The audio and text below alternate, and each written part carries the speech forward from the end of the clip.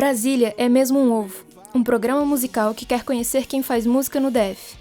No formato de ciranda, quadrilha, mesa de boteco ou batalha, buscamos conexões entre artistas da cidade. Ouvimos músicas e histórias, desenrolando e enrolando um novelo de contatos entre músicos e agitadores que atuam em Brasília. A mãe conhece a minha, Brasília é mesmo um ovo. Bom dia, boa noite, ouvinte Rádio Cultura, mais um Brasília Mesmo Ovo começando nos seus ouvidinhos, diretamente dos estúdios Beto Capi. Hoje o nosso convidado é Fernando César. Eu estou aqui tentando ser Clarice Martins, ao lado de Eric Moraes. Aquele abraço, querida audiência. Fernando César é violonista 7 cordas numa carreira com mais de 40 anos, dedicado sobretudo ao choro. Tendo participado e gravado com um grande número de regionais desde cedo, Fernando também tem discos lançados com um grupo que leva o seu nome. Tendo trabalhado de maneira consistente no ensino e divulgação do gênero, além de tocar demais, Fernando César é um dos grandes nomes do choro do DF. Seja bem-vindo, Fernando. Prazer estar aqui com vocês, Eric e Clarice. Vamos ouvir músicas. Sheridan.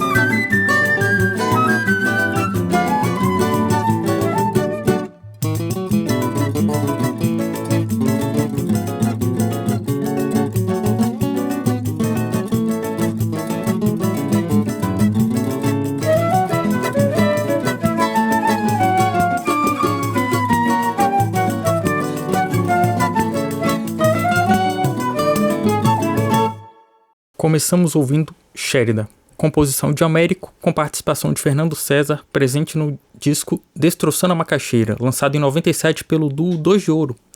Na sequência, ouvimos Sorriso de Cristal, música de Luiz Americano, aqui a interpretação pelo Choro Livre no disco de 89.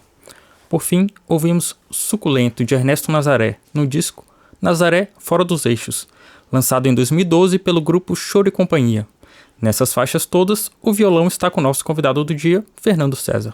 Fernando, você começou a estudar música desde muito cedo, né? Inclusive, frequentou a Escola de Música de Brasília e aprendeu com muitas pessoas importantes da cidade e, eventualmente, se tornou professor na Escola de Música do Clube do Choro. Eu queria que você falasse um pouco sobre a sua dedicação ao ensino, ao aprendizado do choro. Também há projetos tipo o Choro Brasileiro, que leva o choro e a história do choro para as escolas, né? Então, vamos lá. Vocês têm tempo, né? Na verdade, assim, quando eu estudei na escola de música, eu não estudava choro. Nessa época, a gente não estudava choro, a gente aprendia. Não tinha gente que ensinava choro.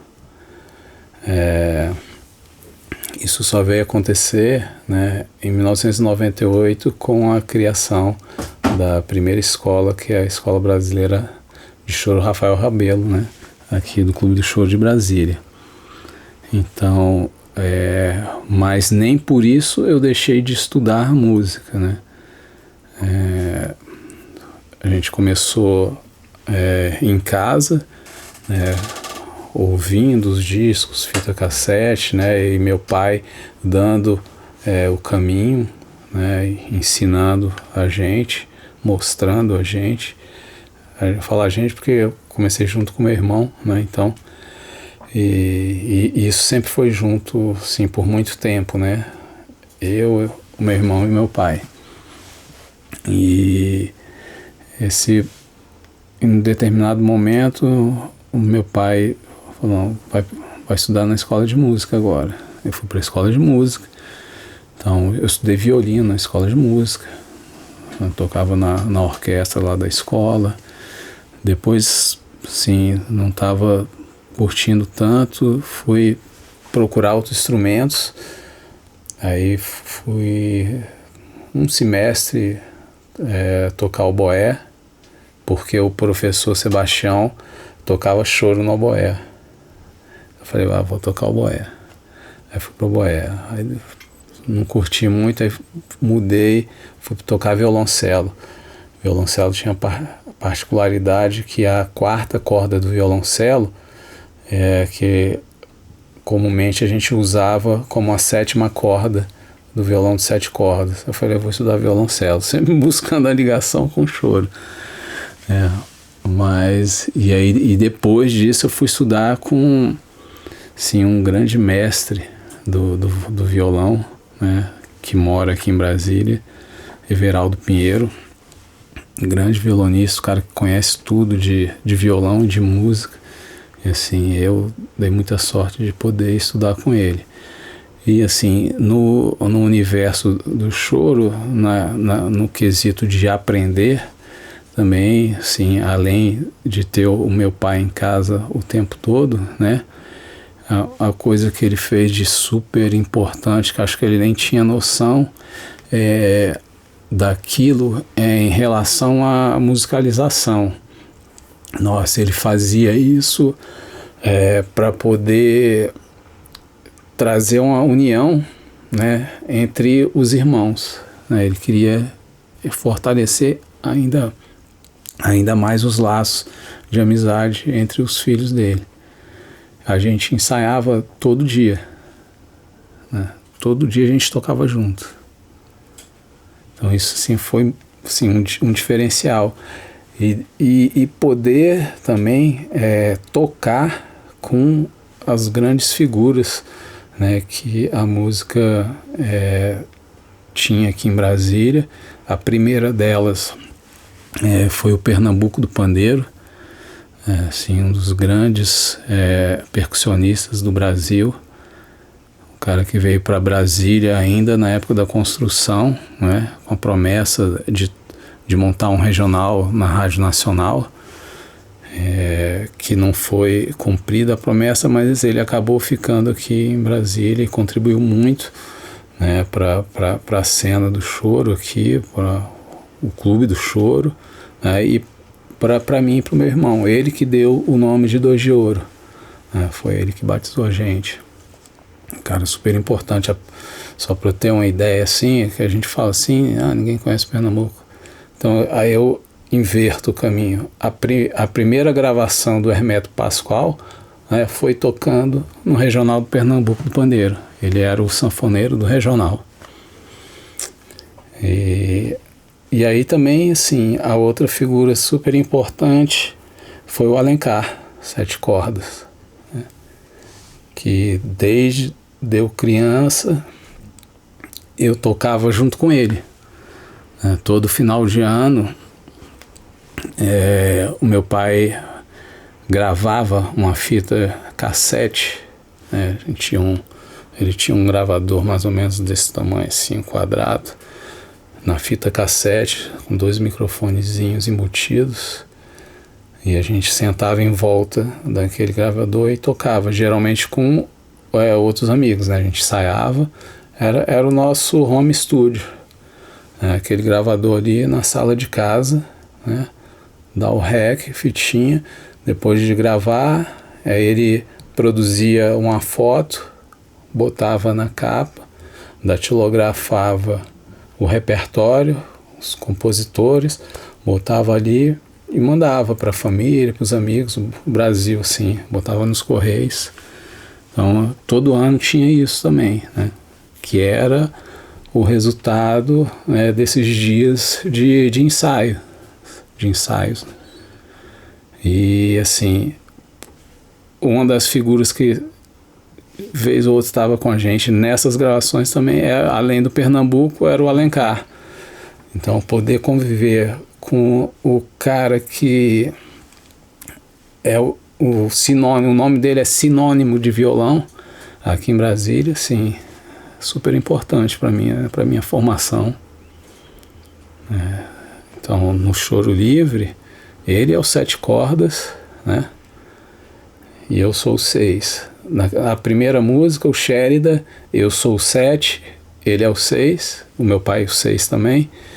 E no Choro Livre, ele é o 7, eu sou o 6 e meu pai é o 6. Né? Então, ainda teve esse lance, né, de poder trocar, né, o violão, inverter com ele, né, e aprender essa linguagem também, né? Porque assim, é um violão de 7 cordas, é um violão de 6 cordas, é a mesma coisa? Não, não é a mesma coisa. Dentro do choro, cada um faz uma coisa. E poder estar com um cara super experiente, né? E para poder aprender isso em loco, a vera, né? Isso aí foi super importante. E em que momento você decidiu ensinar o choro, virar professor? Ali, em algum momento na década de 90, o meu pai estimulou a gente a dar umas aulas. A gente dava em casa, tinham algumas pessoas assim, tudo bem ali, nada excepcional, mas em 2000, eu falei, eu tomei a decisão de viver exclusivamente da música, para a música e com ela.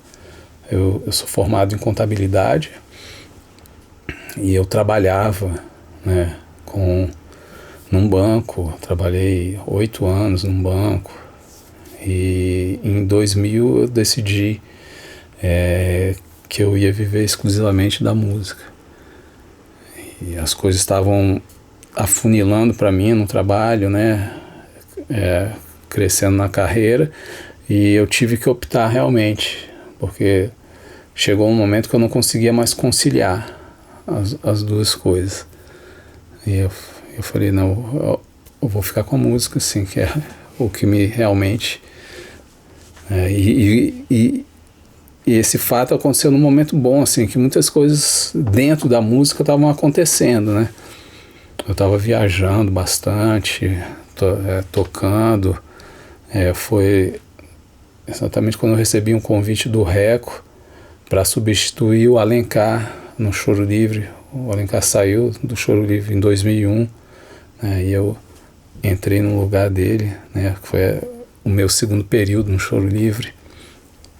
E as coisas estavam acontecendo na música e foi pouco antes eu tinha decidido, né, ficar com a música. Eu tinha pedido demissão do banco, mas eles não queriam me demitir. Legal que tinham investido em mim, que eu tinha perfil para ser diretor do banco. Eu entrei como estagiário, eu já era gerente, né? Então, assim, eu fui tentando contornar, mas chegou um momento que não dava. Aí eu pedi a demissão e segui, né? Logo após, né, o convite do Reco em 2001 para o Choro Livre, no ano seguinte ele me convidou para dar aula na escola de choro. E aí foi lá que eu, assim, pirei, porque era uma coisa que eu não tive, né, e eu podia dar para outras pessoas, né, ensinar. Eu tinha o conhecimento e aquela escola tem a proposta, né, de ensinar. E quando eu, assim, comecei a trabalhar e a quantidade de gente nova lá, sabe, os meninos novos mesmo, de 13, 14 anos, falei, cara, é isso aqui. Quando eu tinha 13, 14 anos eu era um ET. Porque todo mundo em Brasília tinha uma banda de rock e eu tocava choro. E a partir do momento tem um bocado de gente nova, né? E querendo tocar choro, eu falei, é isso aqui.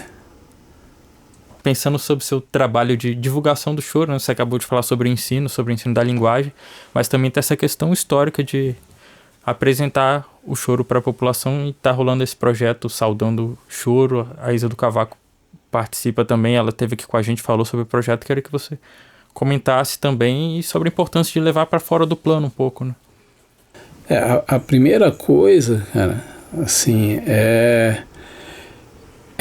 o mesmo lance, né, da juventude, né? Então, ter uma galera nova, né, que foi essa galera que a Isa convidou para fazer esse projeto, Saudando Choro. Então, pô, a Isa talvez seja a mais velha, ou a Jéssica, mas assim, é de 17 anos até a idade delas, sabe? Assim, o pessoal tudo novo, na faixa de 17 a 30 anos, sabe? Interessados, tocando choro, tocando bem.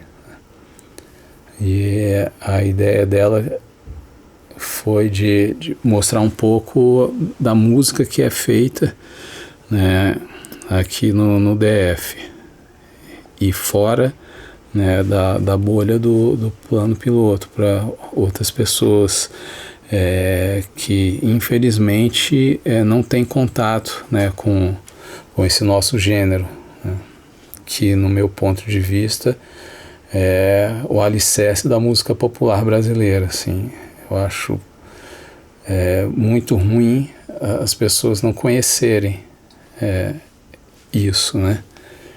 Então, toda vez que tem um lance que, pô, vamos levar para lá, pô, vamos embora. Porque essas pessoas precisam conhecer, né?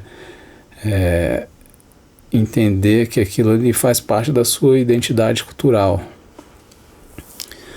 Então, e a Isa pediu para a gente montar um repertório com o pessoal de Brasília, pô, e aí é muito legal, né, poder viajar no tempo e buscando composições e trazer isso.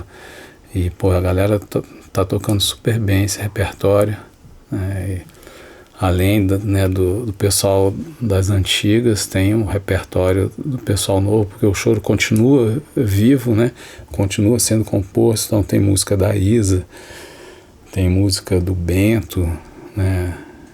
E assim, música do Márcio Marinho, do Vitor Angeléia, da Turma Nova, assim, música da Tanise Silva. E pô, isso é muito bacana, né? De poder participar, assim. Na verdade, o bom para mim é quando eu estou participando, né, dessas coisas assim, e eu estou vivendo aquela coisa, né, assim, que eu nunca entendia, né? Desde criança, eu sempre ouvia dizer que o choro ia morrer. O choro vai morrer. As pessoas diziam isso, né? Tinham esse pensamento, existia, essa conversa existia no meio do choro, né? No nicho. Mas nunca entendia, porque onde a gente viajava, para onde a gente ia, tinha alguém tocando choro, a gente encontrava. Obviamente, era aquela galera do nicho do chorão que a gente ia encontrar, não sei o que, mas tinha alguém chorando, né? Tocando choro ali. E como é que vai morrer? Se tem alguém tocando, não vai morrer. E se renovando, né? E se fortalecendo, né? Renovando, se fortalecendo, né? Brasília, assim, Clube do Choro e a Escola de Choro tem um papel fundamental, né, nisso, principalmente a partir da década, segunda metade da década de 90, né, com o fortalecimento mesmo do Clube de Choro, os patrocínios, né, que assim, ajudaram, né, a fomentar aquilo ali, assim, na real é o básico, né, que assim, você mostra, assim, quem gostar vai lá e se junta, quem não gostar continua na sua, né, mas assim, a chance de trazer gente para junto é muito grande, assim, e foi o que aconteceu, né, assim, na minha época só tinha eu e meu irmão que tocavam, já lá no começo do ano 2000, por tanto de gente, assim, essa galera que vocês veem hoje tocando é aquela galera que estava se formando lá, né, no início dos anos 2000. Então, assim, tudo isso é o lance, né, do choro, né, devagarzinho, se movendo, se fortalecendo, né, e ficando e seguindo, né, modernizando, né, se tem essa palavra meio estranha assim, mas é o processo. Vamos ouvir mais um pouquinho de música. Página de Dor.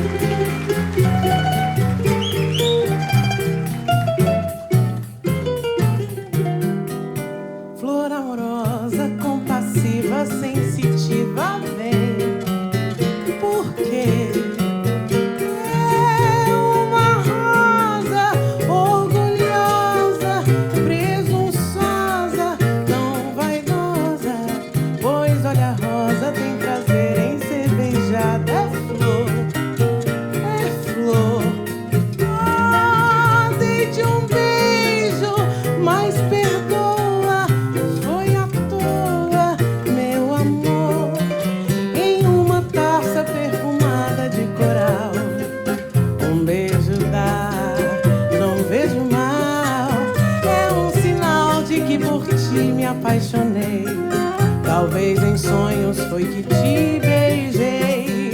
Se tu pudesses extirpar dos lábios meus um beijo teu, tirão por Deus, vê se me arranca esse odor de resedar. Sangra minha boca, é um favor, vem cá.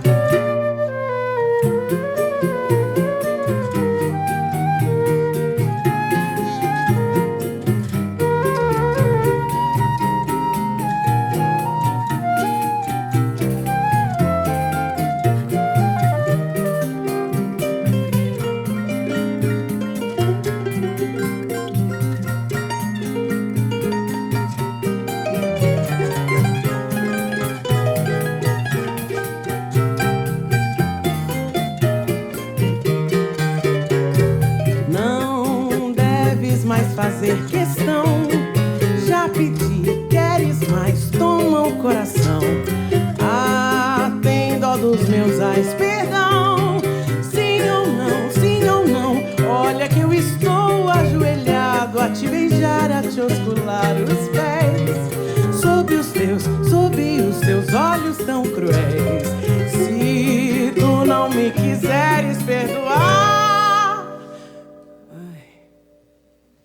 beijo algum em mais ninguém eu hei de dar. Se ontem beijavas um jasmim do teu jardim, porque juras mil torturas, mil agruras, porque juras meu coração feliz algum por te beijar. Não vê, não vê, não vê, não vê.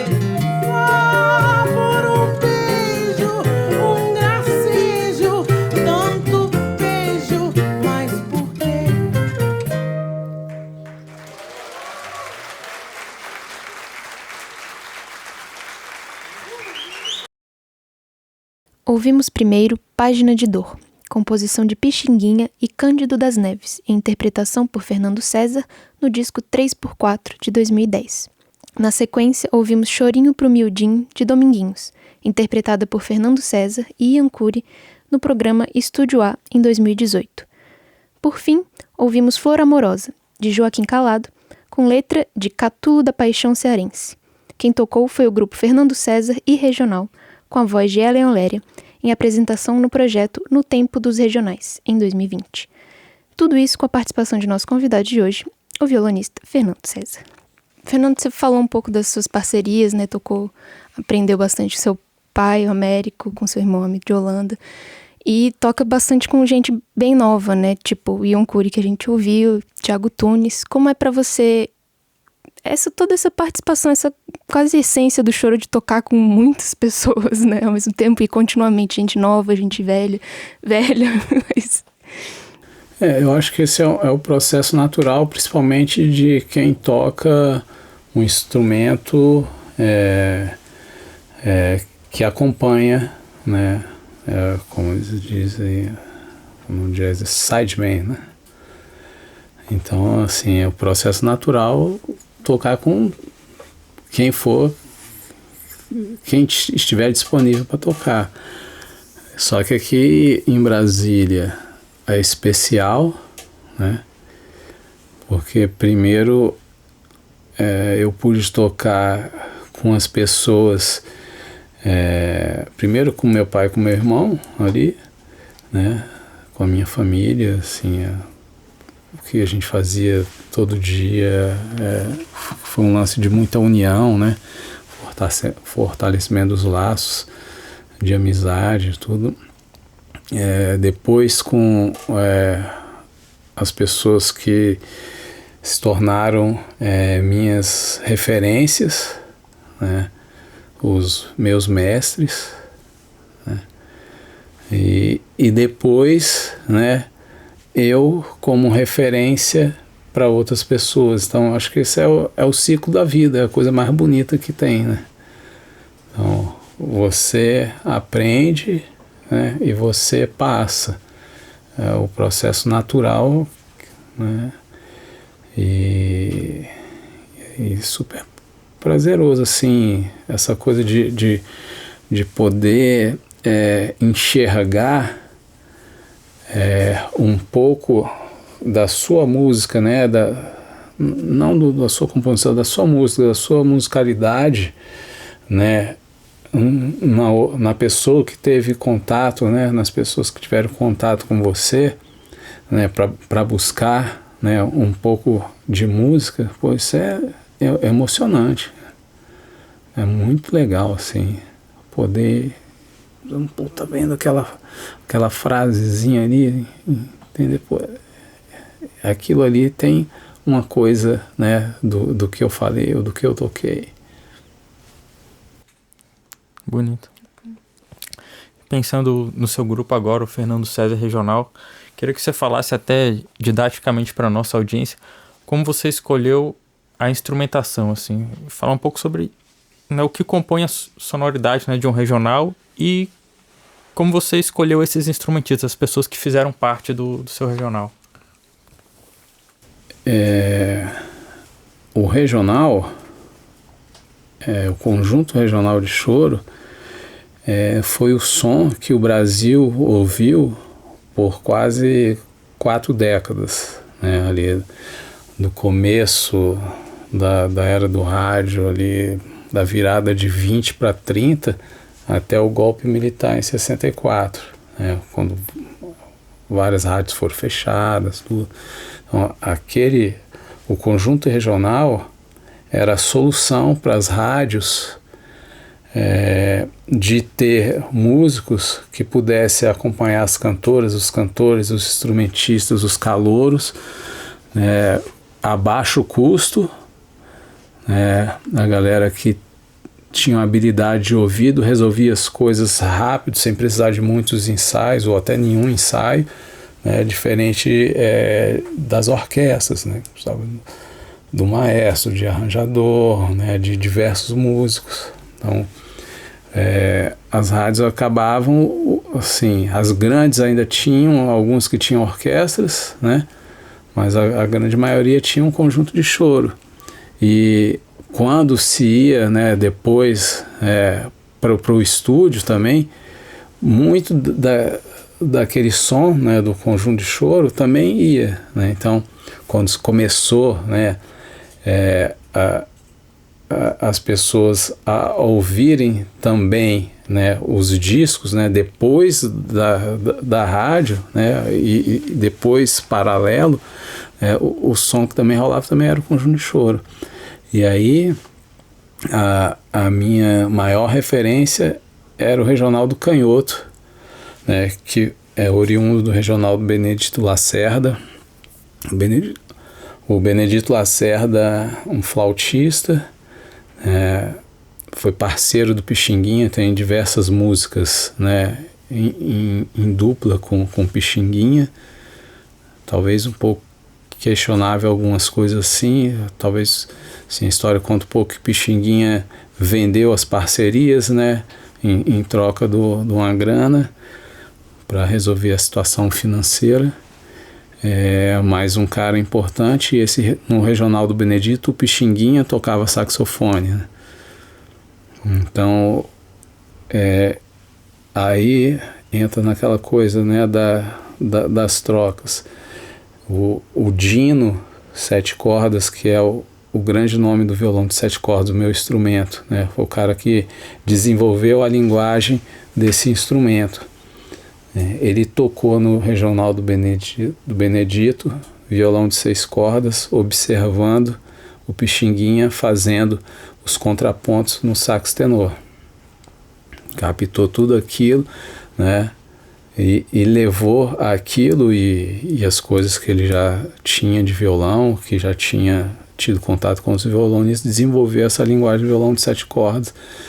E esse Regional do Benedito se transformou no Regional do Canhoto, né? Então, não vou...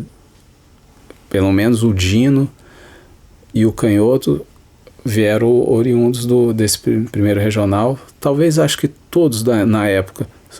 O Benedito abandonou, o Pixinguinha saiu e o regional veio, e aí o solista inicialmente era o Altamiro Carrilho, flauta também, e o maestro Orlando Silveira, acordeonista. E chegou um determinado momento, assim, que na hora que eles engataram mesmo ali, aquele som ali, o jeito de tocar, era sempre uma aula, assim, uma aula de tudo, né, de como se tocar música brasileira, porque eles tocavam, assim, desde sempre, né? Então, o Dino, por exemplo, que foi o cara, ele tocou com Carmen Miranda, tocavam com Emilinha Borba, Marisa Monte, né? Orlando Silva, Francisco Alves, Lenine, Lobão. Então, assim, uma gama, né, de artistas e de tempo, né? Uma linha do tempo gigante. E o som do regional, voltando para o regional do Canhoto, para mim era sempre encantador, né? Ouvir, né, assim, eles tocando a flauta, a sanfona, os violões, né? Cavaquinho, pandeiro. E essa foi a primeira formação, né, que eu montei pro regional, né? Com flauta, acordeon, violão, sete, cavaquinho e pandeiro. Depois os solistas acabam, os solistas principais acabam variando, né? Então a gente já teve formação com flauta e bandolim, que é a que a gente mais usa hoje. Já teve com sax e bandolim, ou sax e flauta, né? Mas a primeira que a gente registrou no disco, né, no álbum, foi com acordeon e flauta, que é a mesma, né, do regional do Canhoto, assim, que, assim, para mim realmente assim, talvez pela maneira como os caras tocavam, assim, é chocante, assim, é muito chocante. E na gravação do disco, né, Tudo Novamente, quem eram os músicos que estavam com você? Eu quero até deixar registrado aqui uma das diversas gravações chocantes, né? Ouçam aí, depois vocês botam um link lá no finalzinho lá, uma gravação da música Quem Há de Dizer, né, com o Miltinho e o Regional do Canhoto, assim, é uma aula de tudo, de tocar, de swing, é impressionante. Quais foram os músicos que gravaram Tudo Novamente com você? Quem fazia? O Tudo Novamente, eu, de 7 cordas, a Tanise Silva, flauta, Pedro Vasconcelos, cavaquinho, Júnior Ferreira, acordeon, Valerinho Xavier, pandeiro, percussão também, algumas músicas. O Vinícius Magalhães gravou violão de 6 e o Eduardo Belo, contrabaixo acústico. E, Fernando, chegando para o final aqui do nosso programa, projetos para o futuro, planos, sonhos, vontades, o que há? Sim, o plano inicial é ter saúde para continuar tocando, né? Para continuar dando aula. É um fluxo, assim, né? Eu gosto muito de dar aula, eu tenho prazer imenso, né, em dar aula, assim, me alimenta. Gosto de tocar, né? Eu acho que uma coisa vai alimentando outra, né? Quando a pessoa me vê tocando, se estimula a fazer aula, né? E quando ela faz aula, assim, de repente, talvez não seja, não é todo mundo, mas aquela pessoa pode ser, né, a minha parceira, né, para tocar no futuro próximo. Então, assim, vamos indo, seguindo, assim. Eu tenho um projeto que eu faço desde 1996, que é ir tocar nas escolas públicas do DF. E assim, eu acho muito importante, porque desde 96 eu percebi assim que as crianças realmente não conhecem o choro, assim.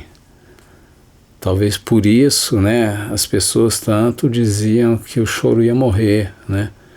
Assim, chegava nesse limite, né, dessa frase, mas realmente, assim, a maioria da população esmagadora não conhece. E, assim, eu acho que eu me sinto um pouco incomodado com isso, e esse incômodo me faz correr atrás para que as pessoas possam conhecer. Eu quero levar, né, para que as pessoas conheçam e se identifiquem, né, com essa música, como sendo sua. Assim, depois de um tempo eu comecei a entender, né, com o passar dos anos, que não adiantava só a gente ir na escola e tocar. A gente tinha que fazer mais que isso, né? Então, já há alguns anos, uns 8 anos, antes da gente eu ir com o grupo para tocar, eu vou antes com uma equipe de mediação escolar, né? E eu faço uma oficina para os professores, tentando sensibilizar os professores, né? Tentando mostrar, né, que dependendo do ano, né, do conteúdo que eles estão dando, da matéria, dá para chegar e mostrar um pouco, né, da história do choro, por exemplo, fazer uma conexão com as matérias e mostrando para as crianças que quando a gente chega na escola, a gente já chega com uma outra perspectiva. As crianças já tiveram um contato inicial, né, já foi aguçada a curiosidade delas, né? E quando a gente chega já é diferente, né? Já teve escola que a gente chegou cheio de cartaz, né? As cartolinas com desenhos de Brasília, desenho do Pixinguinha, desenho dos instrumentos de choro, assim. É super legal quando tem esse engajamento, né, do corpo docente das escolas, porque aí eles provocam isso, né, nos alunos, e quando a gente chega, é muito legal. Aí a gente faz o show e assim, antes a equipe faz um bate-papo, depois também, e é super legal, né, aquela conversa e poder, né, o público, né, as crianças, no caso, poder estar com a gente e perguntar, e curiosidades, assim, coisas assim, instrumento, né, que não viram, assim, uma flauta, às vezes um saxofone, que instrumento é esse? Não sei, as meninas, né, vendo uma menina tocando flauta, assim, se identificando, né, isso é super legal. Então, esse é um projeto que eu não quero deixar de fazer nunca, porque é uma coisa que me nutre muito, assim, né, e que tem um resultado efetivo, assim, por mínimo que seja. É um trabalho de formiguinha, né, assim. A cultura é um lance de resistência, né, um movimento de resistência, assim. Então, cada nicho tem que fazer o seu trabalho ali de formiguinha, né, para ir fortalecendo. E eu, sim, a minha missão é essa. Eu sigo fazendo isso, né, quero tocar muito também, né.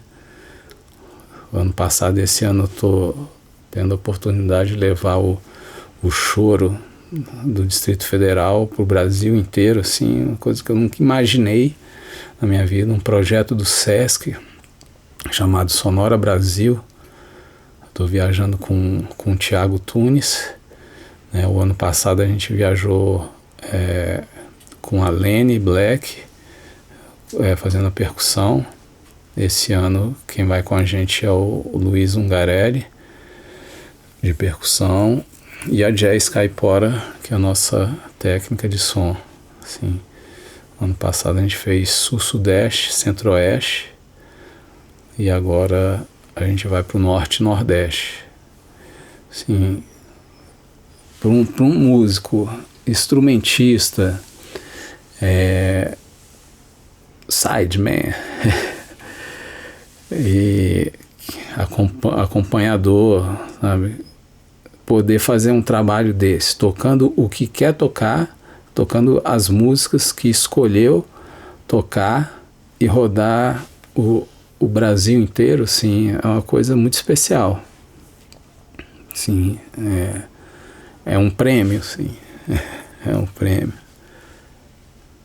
Muitos shows, né, rolando assim. E tem isso também, a gente chega nos lugares, sabe, que as pessoas não conhecem, né? A gente tocou no Rio Grande do Sul, a gente tocou em 9 cidades. Caramba.